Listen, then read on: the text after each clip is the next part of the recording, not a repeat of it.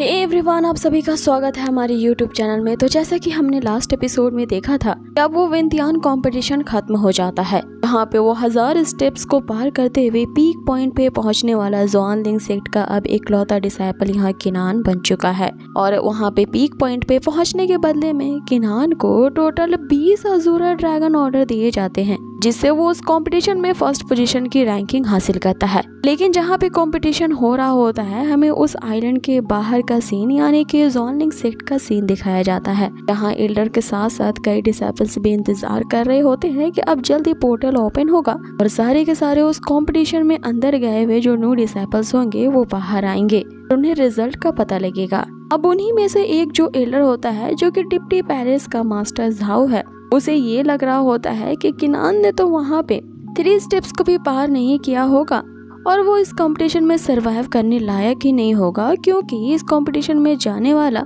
सबसे lowest level का candidate वही है। वो यहाँ पे लिंगजी का साथ देने वाला मोफिंग भी इस बात से सहमत होता है। अभी तक यहाँ पे टेलीपोर्टेशन एरे ओपन भी नहीं हुआ था, लेकिन यहाँ सभी के मन में सिर्फ किनान के बारे में ही चर्चा थी कि वो इस कंपटीशन को सरवाइव कर पाएगा कि नहीं। हम वहाँ पे गोंग यांग को आते देखते हैं। गोंग यांग काफी फेमस बंदा है और उस पूरे ज़ुआनलिंग सेक्ट का और वहाँ की इनर सेक्ट का 3rd स्ट्रॉन्गेस्ट पर्सन के भी रैंकिंग लिस्ट में आता है। यहाँ गोंग यांग आते ही किनान का पक्ष लेता है और वो सभी से कहने लगता है कि किनान को इतना अंडरएस्टिमेट समझने की कोशिश मत करना। इस पे मोफिंग अपनी चापलूसी करते हुए उसे कहता है कि आप गलत सोच रहे हैं, हम तो यहाँ पे बस डिस्कस कर रहे थे इस मैटर को और कुछ नहीं। जिसपे वो पैलेस मास्टर यहाँ गोंग यांग से कहता है कि इतने छोटी सी बात को लेकर के तुम्हें हम पे इस तरह से गुस्सा नहीं होना चाहिए। याद रहे कि तुम इनर सेक्ट के एक जाने माने डिसाइपल हो, तो इस तरह की हरकत करके यहाँ की शांति भंग मत करो।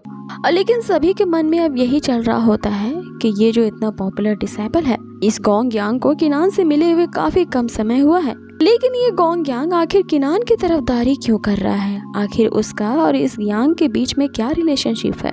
आगे जो यांग होता है वो शी को यहाँ हौसला देता है कि वो किनान के साथ है और उसे पूरा यकीन है कि इस कंपटीशन में किनान ही जीतेगा। और सभी के सामने यहाँ ये अनाउंस करते हुए ये डिसीजन लेता है कि जब सभी किनान के बारे ही में ये बातें कर रहे हैं, तो क्यों ना किनान के परफॉर्मेंस के बारे में उस विंतियान कंपटीशन में वो कौन सी रैंकिंग लाएगा या वो सरवाइव कर पाएगा कि नहीं, इसके बारे में एक शर्त लगाई जाए। अब आगे गोंग यहाँ ये गेस करता है कि मुझे पूरा यकीन है कि किनान जो है वो डेफिनेटली टॉप 5 की लिस्ट में तो आएगा ही इस ग्रेट कंपटीशन में, और जितनी बोली वो लगाएगा उसके हारने के बदले में वो शर्त की उतनी रकम पे करेगा।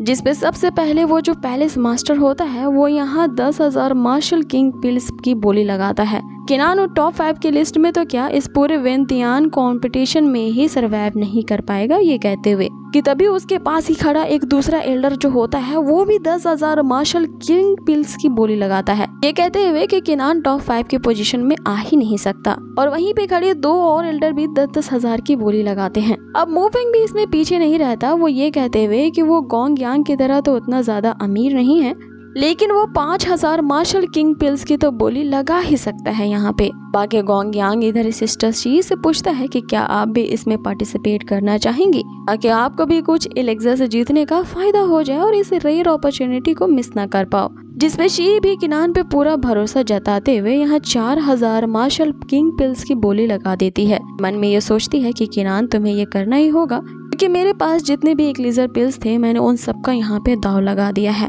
बाकी यहाँ दाव लगाने की बारी यांग की होती है। वो यहाँ पे ये कहते हुए कि किनान टॉप 5 की लिस्ट में आकर ही रहेगा, वो पूरे यहाँ 51,000 की बोली लगाता है।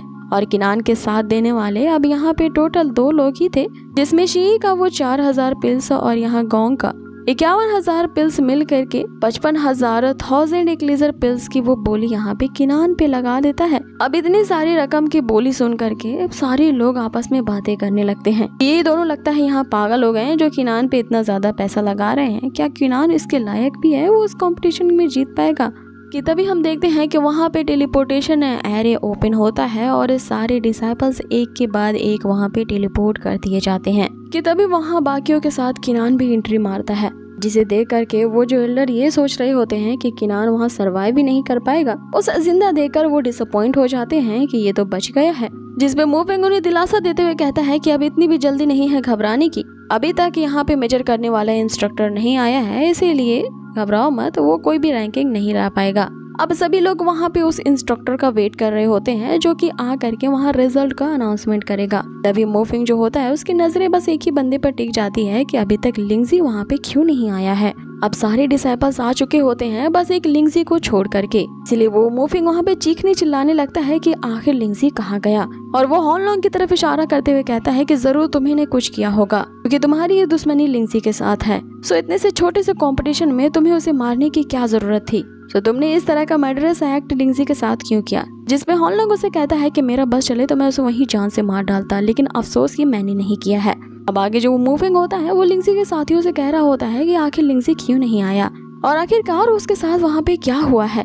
जिसपे उसके साथी बताते हैं कि सीनियर ब्रदर लिंगजी का जो दैंतियान है वो टूट चुका है और वो वहाँ पे काफी बुरी कंडीशन में अनकॉन्शियस पड़ा हुआ है। अब ये सुनते ही सारे वहाँ पे हैरान रह जाते हैं और यांग सोचने लगता है कि लिंगजी तो किनान को ही मरवाने के लिए कितने सारे न्यू डिसाइपल्स को अपने साथ उसने कर लिया था, तो वहाँ पे आखिर ऐसा क्या हुआ जो वो लिंगजी बेहोश पड़ा है। कि तभी वहाँ पे इंस्ट्रक्टर आता है और उस पे सभी चढ़ जाते हैं और एक ही सवाल पूछने लगते हैं कि जल्द से जल्द रिजल्ट अनाउंस करो। लेकिन सबसे ज्यादा जल्दी वो मोफिंग मचा रहा होता है। वो इंस्ट्रक्टर पर इतना दबाव डाल रहा होता है कि जल्द से जल्द क्यों नहीं बताते कि उस किनान ने क्या पोजीशन हासिल की है। जिसपे इंस्ट्रक्टर उसे बताता है कि उस ग्रैंड कॉम्पिटिशन में सिर्फ 4 ही लोगों ने उस ब्लू ड्रैगन अजूरा टोकन को पाया है, इसीलिए इस बार के कंपटीशन में केवल टॉप 4 की ही रैंकिंग लिस्ट बनाई गई है, जिसमें चौथे पोजीशन पे जाओलिंग है जो कि शी का ही ब्रदर है।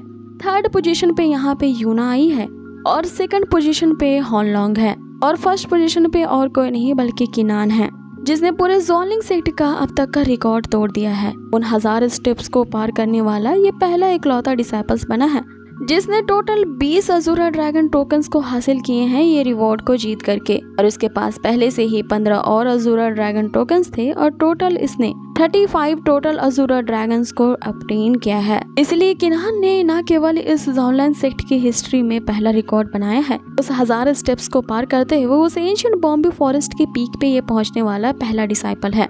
अब ये सुनते हुए सारे सरप्राइज रह जाते हैं और इधर दूसरी तरफ जो यांग होता है वो जोर जोर से हंसने लगता है, ये कहते हुए कि मुझे पूरा यकीन था कि मेरा जो ब्रदर किनान है वो इसी तरह का ही कुछ रिजल्ट लाएगा। आगे वो इल्डस को भी कांग्रेचुलेट कर रहा होता है, ये कहते हुए कि फाइनली उन्होंने इस तरह के टैलेंटेड डिसेबल को अपने सेक्ट में रिक्रूट करवाया है। इधर दूसरी तरफ वो मोफिंग जल भुन के राख हो जाता है और वो इंस्ट्रक्टर से पूछ ही रहा होता है कि आखिर ये कैसे हो गया, ये तो इम्पॉसिबल है, और आखिर लिंगजी जो कि इनेटेड लेवल पे है वो कैसे किनान से हार सकता है। और आगे अब तुम ही बताओ कि आखिर लिंगजी के साथ वहाँ पे क्या हुआ है, वो इतना ज्यादा वहाँ सीरियसली इंजर्ड क्यों है।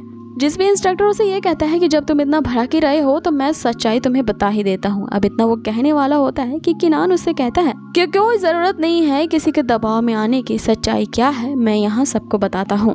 अब जैसे ही किनान ये कहता है कि वो लिंगजी की यही औकात थी कि वो मुझसे हार जाए जिस तरह के उसने मेरे साथ क्राइम किया था। अब इससे पहले कि किनान यहाँ लिंगजी के बारे में और कुछ बता पाता, इस एपिसोड को यही फिनिश कर दिया जाता।